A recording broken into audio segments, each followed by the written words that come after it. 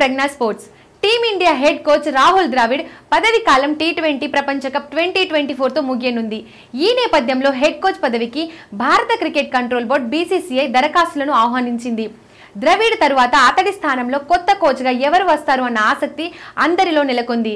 Head coach పదవికి దరఖాస్తు గడువు సోమవారంతో ముగిసింది.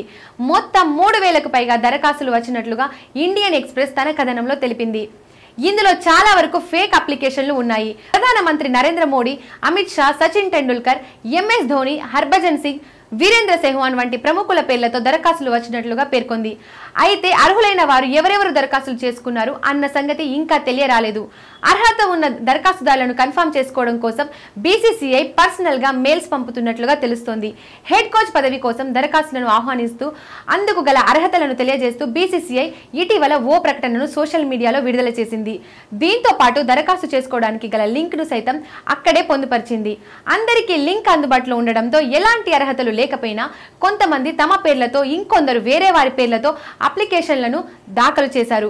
కాగా సెలబ్రిటీల పేర్లతో ఫేక్ అప్లికేషన్లు రావడం ఇదే తొలిసారి కాదు. 2022లో బీసీసీఐ ప్రధాన కోచ్ పదవికి దరఖాస్తులను ఆహ్వానించినప్పుడు కూడా ఇలాగే జరిగింది. అప్పుడు 5000కు పైగా దరఖాస్తులు వచ్చాయి.